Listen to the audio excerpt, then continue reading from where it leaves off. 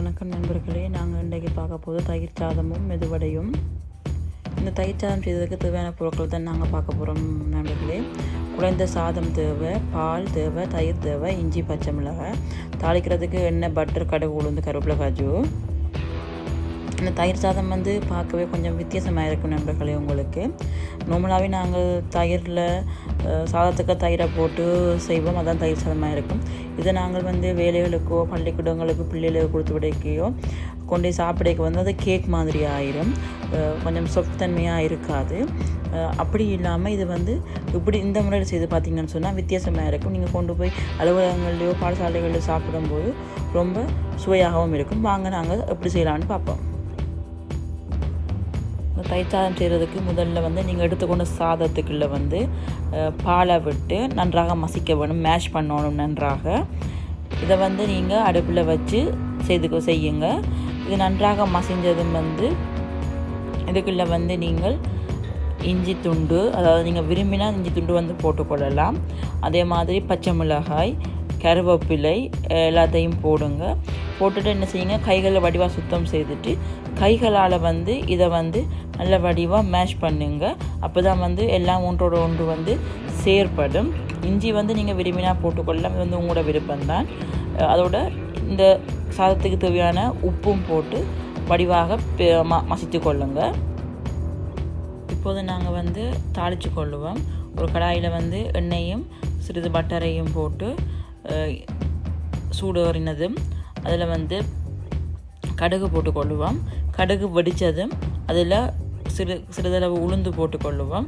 உளுந்து அதோட கருவேப்பிலை, காஜு எல்லாத்தையும் போட்டு நாங்கள் தாளித்து கொள்ளுவோம்.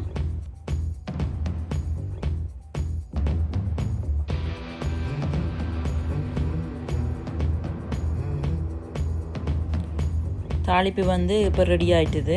இந்த தாளிப்பை நாங்கள் தயார்படுத்தி வச்ச தயிர் சாதத்துக்குள்ளே போடுவோம்.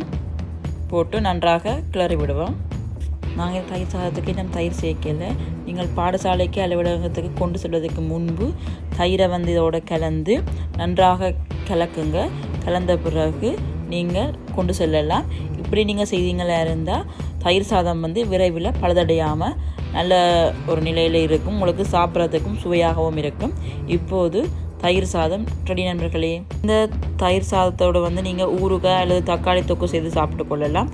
சாப்பிட்றதுக்கு சுவையாக இருக்கும். இதோட காம்பினேஷன் ரெண்டுமே நல்லா இருக்கும்.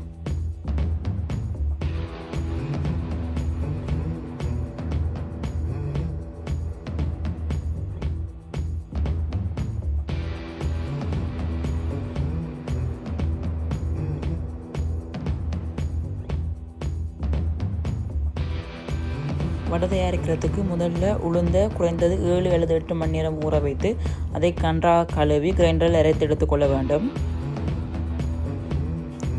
அரைத்து எடுத்த உளுந்துடன் சிறிது சிறிதாக நறுக்கிய வெங்காயம், ஜீரகம், பச்சை மிளகாய் என்பவற்றையும் கலந்து அத்தோடு தேவையான அளவு உப்பும் சேர்த்து நன்றாக பிசைந்து கொள்ள வேண்டும்.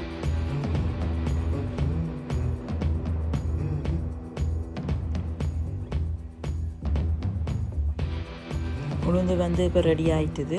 நாங்கள் தாச்சியை அடுப்பில் வச்சு எண்ணெயை ஊற்றி எண்ணெய் சூடாகினதும் வடையை போட்டு எடுத்துக்கொள்ள முடியும். சுவையான மொறு மெதுவடை தயாராகிவிட்டது நண்பர்களே. தயிர் சாதத்துடன் ஊறுகாய் அல்லது தக்காளி தொக்கு வடையும் சேர்த்து சாப்பிட நன்றாக இருக்கும்.